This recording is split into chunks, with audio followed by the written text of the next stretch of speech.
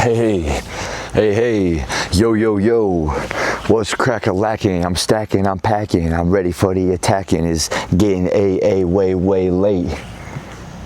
But good things be coming to those who wait, hey. I just made that up. Back on the San Cristobal Revelation grind, dude. Great smoke. Got a box of these babies and we're running through it. As I'm learning about smoking these cigars, I learned that it's really personal. Not a certain way to do it, like lighting it, you know. You can toast it first, like I like to do. Dude, it's almost like this guy, this little kid out there riding a bike.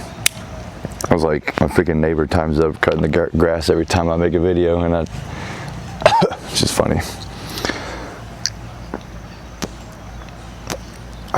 Someone told me that when you light a cigar, you can blow it out while you're lighting it, and it'll make like a flame rather than suck it all in. Helps it light the whole thing, like an even light.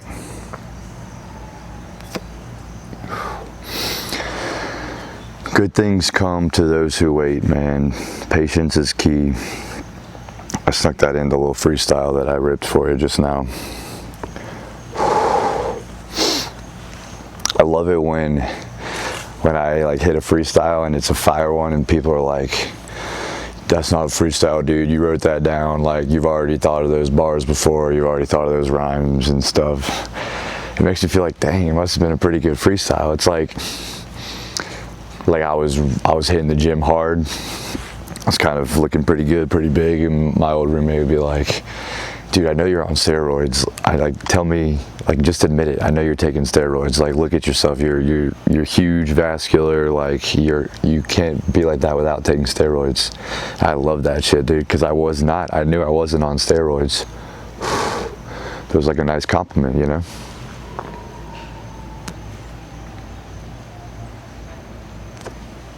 Or like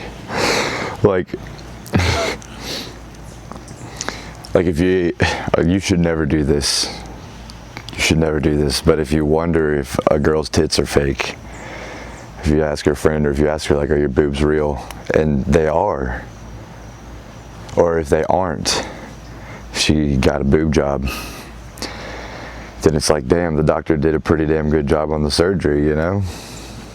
So they look real, you know? And if they are real and you have to ask that, then it's like they must be pretty voluptuous. Yeah. You have to ask if something is legit and natural, like a freestyle or a swole dude or a curvy lady. Then it's really a compliment, you know. Anyways, I digress. Who cares though? Digressing can lead to other thoughts and ideas. So digress on, don't overthink, underthink. Probably been thinking about patience a lot, because I can get pretty antsy, especially when I get excited about something. I think a lot of people do. I've heard people say, like a wise man once said, good things come to those who wait. Sometimes you have to wait. I say a lot that one of my least favorite things in the world is waiting in lines. Just whether you're trying to get into a place or whatever it may be, buy a ticket to something, waiting in lines, and I would be like, one day I'm not going to have to do this. One day I'm going to miss waiting in lines. I don't know if that's true, but that's just what I tell myself to get through the line.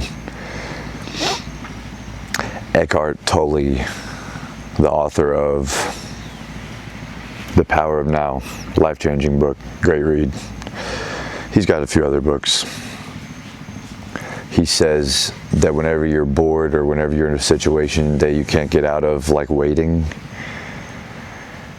go within, like into the body. Do a body scan. It's almost like a meditation. It'll relieve some of the stress and anxiety. It'll allow you to stay in the present moment, which is just a great practice, whatever you do, whether you're a boxer or a pianist or a lawyer or a surgeon. Staying in the moment is key. You can't be distracted by the past or the future. And even when you're doing something like waiting, you can always practice being in the moment. And if you don't know, if you're not doing a specific task other than just standing there or sitting there, like if you're at the DMV, God, the worst place to be.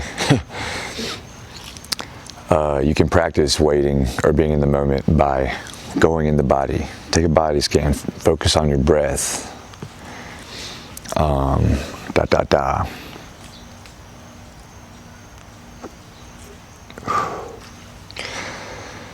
Patience, man. Wait. You don't have to text the girl right back immediately. You don't even have to text her that day.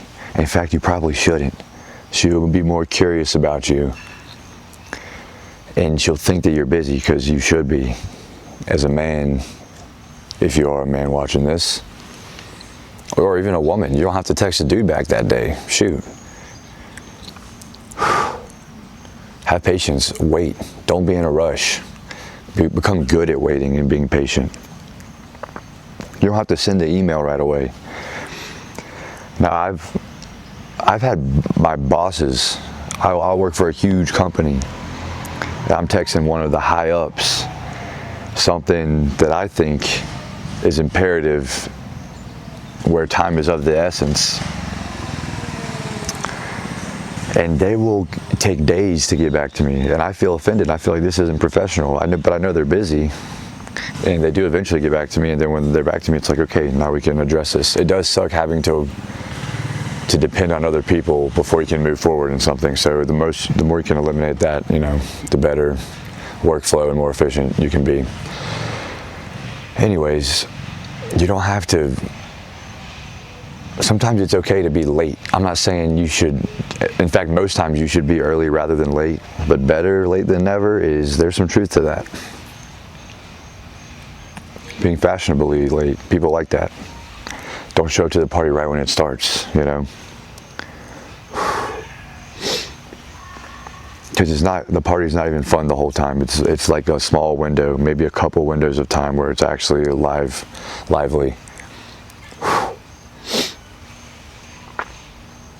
I heard a story about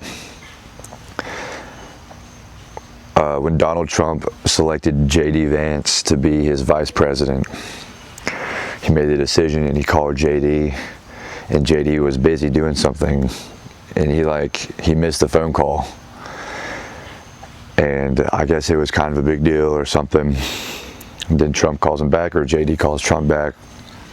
Trump goes, "J.D., you missed a very important phone call. Gonna have to choose somebody else." Obviously, now J.D. is the vice president to Donald Trump. But Trump was patient with it. He knew he had made his decision, and J.D. was busy. J.D. was not just sitting by his phone waiting, because if that was the type of thing he did, then he wouldn't be who he is and have accomplished the things that he accomplished. I think if you are bad at waiting and you rush into everything and you can't be patient, you can really screw yourself. You won't get the good things. So you got to be good at delaying gratification. When you sleep, your brain is very, very active. You're going over your memories, your semantic memories, your new long-term memories, your muscle memories, they're very important. It's replenishing your neurotransmitters, your endorphins, like dopamine. You have a dopamine store that essentially resets every day. And as soon as you wake up, a lot of us have an urge to take a dopamine hit, whether it be grab your phone, grab the bowl and take a little smoky hit, or grab the mag, grab whatever it may be.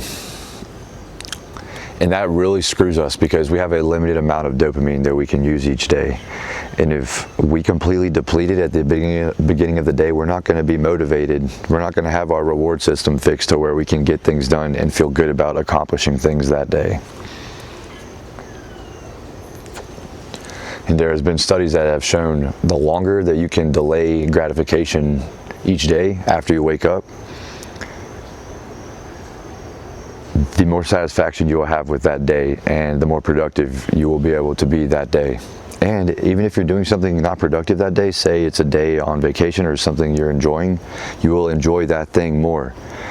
And you will set your brain up to replenish its dopamine and endorphins to have a more full stock for the next day. That's a good thing. Good things come to those who wait.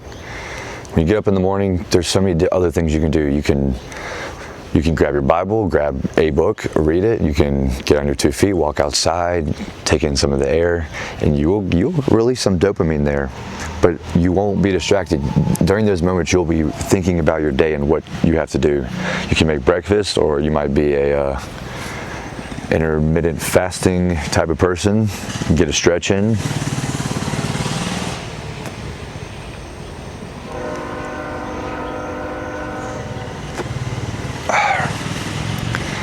Delay the gratification.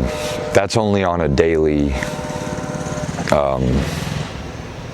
frequency, on a daily smaller scale. On a large scale, you can grind for months. Say you're trying to make content like this. I get no gratification when I got 12 subscribers, okay? I get a little bit, but that's not the goal here. But I know that there's a lot of gratification awaiting on the other side when things start to go well. So I'm delaying it. If I needed the instant gratification, then it might cause me to compromise the things I actually believe in and want to do and make content that isn't true to my character.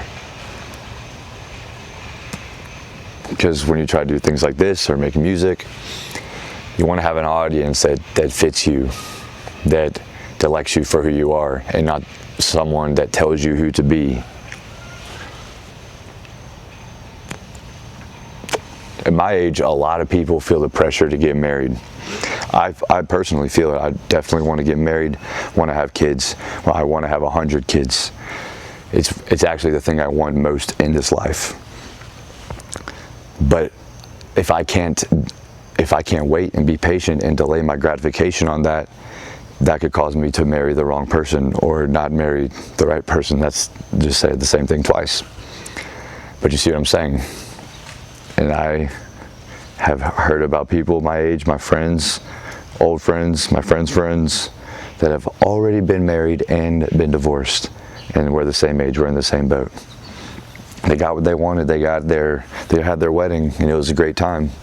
But now they have to deal with the fact that now they're divorced and they wasted all this time. I mean, there's so many people out there that have kids with, we're not going to get into that because every life is on purpose, I believe. I don't think anyone was put on this earth by accident. This cigar is like, I've kept it in this little mini humidor thing, but it's just like a wooden box. Kind of smells funkier than the last one of these I smoked. It's not like too dried out or anything. It does have a little funky smell.